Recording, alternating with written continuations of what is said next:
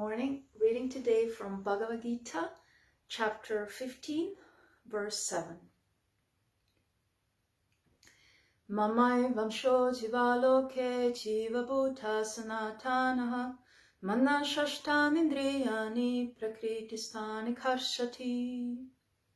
Translation. The living entities in this conditioned world are my eternal fragmental parts.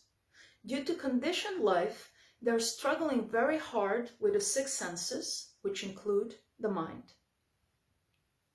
So Krishna is saying here that all the living beings in this world are his eternal fragmental parts. Fragmental means we are now individuals, and eternal means that we will continue to be so. Sanatan, eternal. Think, for example, of the sun rays. There is no existence to sun rays without a sun. Simply like that. They have the same quality, the same energy as the sun. They are let's go back to that definition of spirituality by Brené Brown.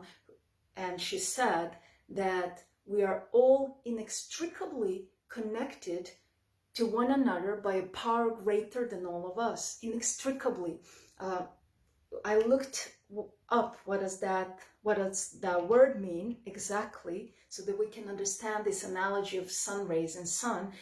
Inextricably means forming a maze or tangle from which it is impossible to get free. It means incapable of being disentangled or untied. It means there is no existence to us without that greater power. We are belonging to him, we are originating from him. In other words, we are all brothers and sisters. We are all inextricably connected. Another word starting with in comes to my mind, intrinsic. What does that mean? Intrinsic means it's the very nature, the very essence, the constitution of a thing. So it's our intrinsic quality that we are connected to, that greater power. That's what the first part of this verse is saying. And then in the second part, as I said, when I read Bhagavad Gita, there were parts that I couldn't understand or maybe couldn't relate to or didn't agree with. So this first part of the verse might be maybe questionable for some. But then the second part of the verse is very easy to understand because it's related to our daily experience. It says that due to the conditioned life, we are struggling very hard with the six senses, which include the mind. What is that conditioned life? You might say, hey, I'm a free person. I'm living a free life.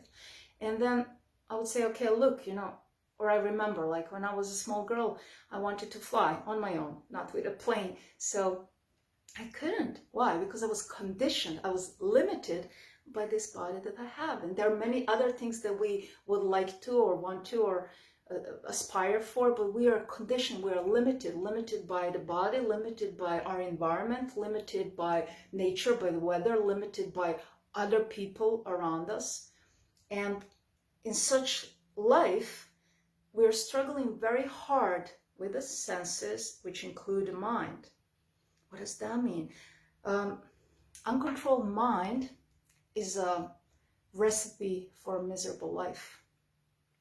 That's what Bhagavad Gita is teaching us, how to learn to control, to train the mind so that we have a better life. How do you control the mind? There are two ways. There is a direct and indirect way. A direct way is exactly through connecting ourselves to that greater power.